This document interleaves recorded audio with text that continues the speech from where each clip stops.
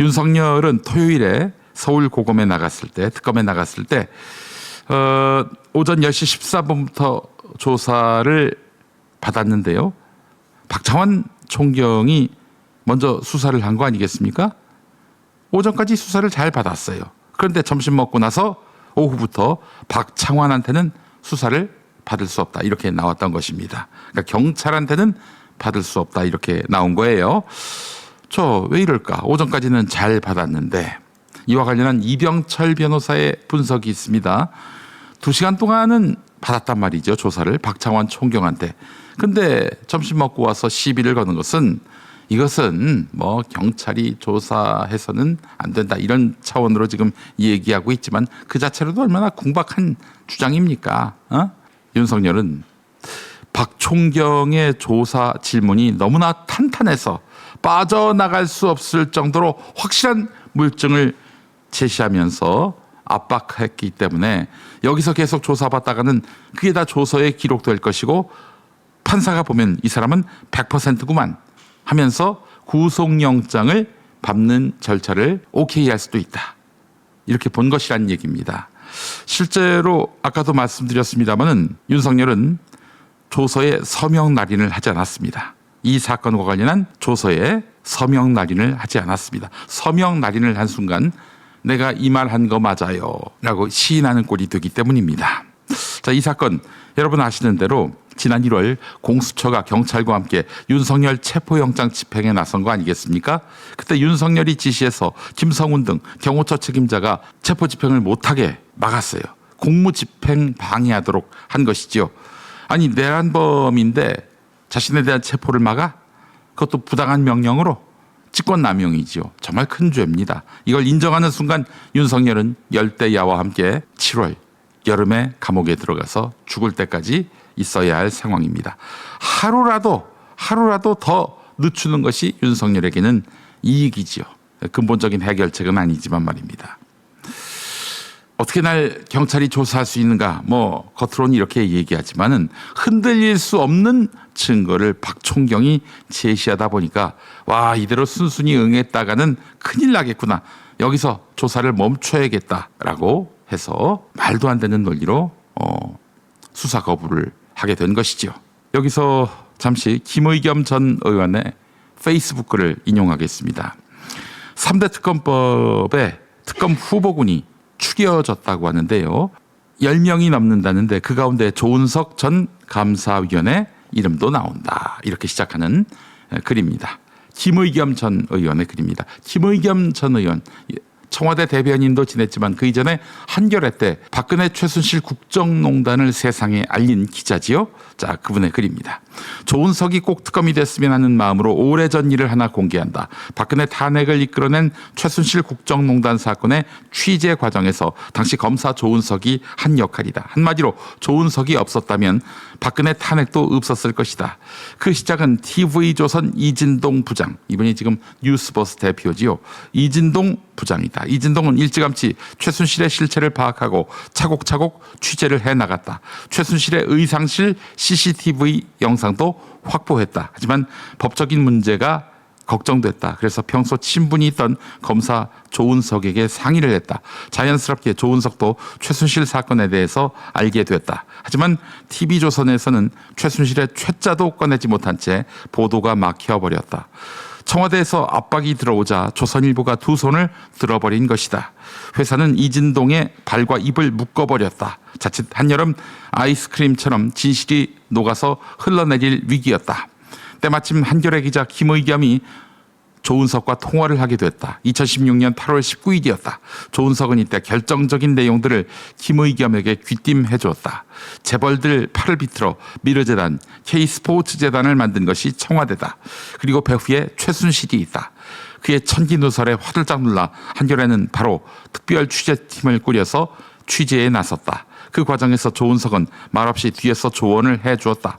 취재가 막히면 길을 뚫어주었고 중요한 걸 놓치면 챙겨주었다. 그 덕에 한겨레는 40일 동안 끈질기게 최순실 사건을 일면 톱으로 내보낼 수 있었다. 한겨레 보도는 JTBC의 태블릿 PC 보도를 낳았고 그 결과 2016년에서 2017년 광화문 촛불과 박근혜 탄핵으로 이어졌다. 이 태블릿 PC 보도와 관련해서는 논란이 있죠. 변희재 씨 등의 강력한 반론이 있고요. 또 제가 봐도 태블릿 PC 건에 관해서는 여러모로 의구심이 듭니다. 윤석열 특검 수사팀장의 거짓과 음모가 있었다라고 보는 것이 합리적입니다만, 자, 계속 읽어보겠습니다. 조은석은 당시 현직 검사였다. 그것도 검사장이었다. 결코 쉽지 않은 일이었지만 그는 해주었다. 그가 없었다면 최순실 사건은 어떻게 흘러갔을지 알 수가 없다. 미궁에 빠졌을지도 모른다. 윤석열 정부에서도 그런 검사 하나쯤은 나오지 않을까 기대해 봤는데 어림도 없었다. 조은석의 가치가 남달라 보이는 이유다. 그 뒤 조은석은 감사원 감사위원으로 일하게 됐는데 그곳에서도 그의 가치는 여지없이 드러났다. 2023년 6월 전현희 사건에서 주심을 맡았는데 전현희에게 없는 죄를 뒤집어 씌우려던 최재해 감사원장과 유병호 사무총장에 맞서서 혼자서 외롭고 치열한 싸움을 이어갔다. 감사 결과 보고서가 나오고 이에 대한 장문의 검토 보고서를 작성해서 최재해 유병호의 논리를 압도해버렸다. 현재 특검은 세 가지다. 내란 특검법, 김건희 특검법, 최상병 특검법. 이 가운데 내란의 실체를 정면으로 다루어야 하는 특검에는 조은석이 제격이다. 검찰이 훑고 간 윤석열 내란 사건은 한 번 더 손을 타서 더 어려워진 측면이 있다. 게다가 12월 3일 당일의 행적에만 치중한 한계가 있다. 검찰의 이제 수사가 말이죠. 하지만 당장 노상원의 수첩에서 드러난 것만 봐도 내란의 뿌리가 얼마나 깊게 박혀 있고 넓게 퍼져 있는지 짐작할 수 있다. 수사 역량을 단기간에 총동원해서 내란 세력을 발본색원해내고 당사자들로부터 승복을 받아낼 수 있는 사람은 조은석밖에 없다.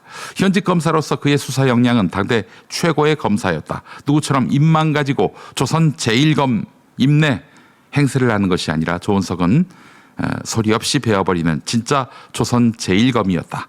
그걸 알고 있기에 조선일보 이진동도 한겨레 김의겸도 그에게 의지했던 것이다. 무엇보다도 역사의 고비마다 자신에게 주어진 역할을 말없이 감당해낸 게 조은석이다. 네, 이런 글이었습니다. 자, 윤석열의 지금 공포의 핵심은 수감되느냐, 여기에 있습니다. 하루라도 더 미루고 싶고 그렇게 해서 자기에게 유리한 정치적 환경이 조성되기를 바라고 있습니다. 이재명 대통령에 대한 반대 여론이 높아지고 윤석열이 차라리 낫다, 이런 여론이 다시 불거지기를 바라는 것이겠죠. 그럴 리가 있겠습니까? 윤석열이가 더 낫다. 어떤 미친놈이 그런 얘기를 하겠어요. 자, 아마 이런 마음인데 김건희도 마찬가지일 것입니다. 두 부부가 정신 나갔기 때문입니다. 장윤미 변호사가 SBS 라디오 김태현의 정치쇼에 나와서 한 말이 있습니다. 들어보시겠습니다. 법률 투쟁을 하는 걸로 보여지진 않아요. 소기의 성과가 없을 거라는 건 자기가 잘 알 거예요. 특검을 진두지휘에 했었던 전력이고 평생을 수사기관에 몸담았는데 수사 관할이 있니 없니, 특검이 위헌이니 아니니 이런 거 받아들여지지 못합니다. 그러면 이거는 법적 투쟁이 아니라 사실상의 체념과 어떻게 보면 재구속될 것에 대한 공포 때문에 마지막으로 하는 모든 수단의 강구, 이런 부분이 보여요. 그러면서도 공포가 있다는 말씀을 드리는 게, 안 나가면 돼요. 진짜 자기가 정말 위헌이라고 생각하고 내가 진짜 무죄라고 생각하고 나 이 부분에 대해서 어쨌든 지지층한테 소구하고 메시지 내고 싶으면, 그런데 그 선택은 못하는 거예요. 두려우니까. 이거 바로 영장 기각될 때, 체포영장 기각될 때 법원이 이렇게 얘기했습니다. 특검에 나온다는데 왜? 이런 거예요. 그러니까 특검에 나가야 되는 거예요. 안 나가면 바로 영장의 이 발부의 빌미를, 어떻게 보면 명분을 본인 스스로 축적을 시켜주는 꼴이니까, 그러니까 이렇게 좀 납득할 수 없지만 이게 개인적인 이런 동인으로 보면 어느 정도 또 이해가 된다. 네, 윤석열은 언제까지 저렇게 여론과 정의를 거스르며 손바닥으로 하늘을 가릴까요? 잠시 후 김용남 전 의원과 상세히 짚어보겠습니다. 네, 안녕하세요. 김용남입니다. 네, 우리 김용남 의원님, 검사를 지내셔서 아무래도 우리보다도 아는 것, 보는 것이 더 다를 것 같다는 생각이 드는데, 자, 의원님, 그 윤석열 그 소환 조사가 지난 토요일 있었습니다. 어떻게 보셨어요, 이 소식? 참 아직도 본인이 처한 상황에 대한 정확한 인식을 못하고 있구나, 이런 생각이 들었어요. 예. 그러니까 피의자로 소환 조사를 받던 윤석열 피의자가 조사하는 사람을 바꿔달라 뭐 이렇게 하면서 네.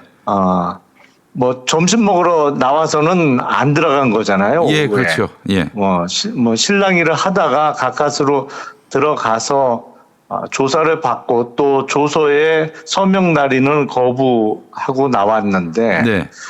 기본적으로 그 수사를 제대로 받을 생각이 없구나 이런 생각을 다시 한번 확인하는 계기가 됐습니다. 그렇다면 이제 체포를 피하기 위해서 나가준 건데 글쎄요. 이 지금 이렇게 조사를 받는 태도가 이렇게 엉망진창이어서는 도리어 이제 체포 구금의 가능성만 더 높인 게 아닌가 하는 그런 분석도 있고 말이죠. 특히 이제 가장 황당했던 부분은 경찰의 조사를 받을 수 없다.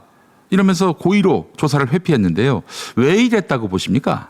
기본적으로 계속 그 수사를 회피할 핑계거리를 찾는 게 아닌가 싶어요. 예. 예. 아니, 조사 받는 사람이 누가 자기를 조사할지를 선택할 권한이 있는 건 아니잖아요. 그렇습니다. 예. 그게 경찰이든 검사든 다 국가 수사기관에 근무하는 사람이고, 네. 그리고 고발을 한 적이 있다는 이유로 그 조사 못 받겠다고 얘기했는데, 네. 아니 본인도 검사 오래 했지만 예. 이게 수사하다 보면 수사가 자기 뜻대로 안 흘러가거나 아니면 나를 안 봐주고 잡아넣으려고 하는 것 같다라고 하면 네. 수사하던 사람 그 고소고발 많이 하거든요. 사건 관계자들이. 예. 그때마다 그 사람을 그러면 그 수사에서 뺐었나요? 절대 그렇지 않거든요. 그러니까 네. 뻔히 알면서도 그냥 이 핑계 저 핑계 대면서 어떻게든 수사 안 받고 대충 이른바 뭉개려고 하는 것 같은데 이게 뭉개려고 한다고 뭉개지나요? 사안인데요. 아니 만약에 윤석열이 지금과 같은 회피로 일관한다면은 자기에게 좋아질 일이 있나요? 이미 법률적으로 이거는 해결이 불가능하죠. 그러니까 사고를 웬만한 사고를 쳐놓은 게 아니잖아요. 그러니까 이게 법률적으로는 해결이 불가능해요. 그러니까 그냥 회피하려고 하는 건데 네. 왜 그런 말이 있잖아요. 네. 타조가 맹수가 이렇게 자기를 향해서 공격을 하면 네. 머리를 모래 속에 파묻고 예. 모래 속에 머리를 파묻었으니까 아무것도 보이는 게 없잖아요. 그러면서 그렇죠. 이제 예. 현실을 부정한다고 하는데 물론 동물학자들의 얘기하면 그건 잘못 알려진 얘기다 이런 얘기도 있습니다만 예. 그 이야기 속에 타조와 같은 상황 아닌가 싶어요. 그냥 눈 감고 예. 나는 괜찮을 거야. 예. 수사 안 받아도 어떻게든 지난 3월 달에도 내가 풀려났었잖아. 이런 식으로 지금 자기 위로를 하고 있는 것이 아닌가 싶습니다. 그래서 의원님 지금 말씀하시기를 아직 현실 파악을 못하고 있는 것 같다. 이건데요. 네. 지금 특검에서는 내일 다시 나오라고 했는데 윤석열 측은 7월 3일 이후로 미뤘습니다. 네. 그 의도는 뭘까요? 어떻게든 미루고 도망 다니고 이런 상황인데 네. 제가 보기엔 7월을 못 넘길 것 같아요. 다시 구속되는 게 네. 윤석열 피의자의 경우에는 7월 달 안으로는 다시 수감되지 않을까 싶습니다. 네. 김건희도 그럴까요? 그거는 시차가 조금 있을 수는 있겠습니다만 네. 비슷하지 않을까요? 김건희의 경우에는 빠르면 7월 아니면 8월 중에는 신병 처리가 되지 않을까 싶어요. 김건희 특검, 최상병 특검이 네. 이번 주 수요일 날 현판식을 한다고 하니까요. 네. 그때부터 본격적으로 수사를 하기 시작하면 네. 빠르면 7월 달 안에 구속되겠죠.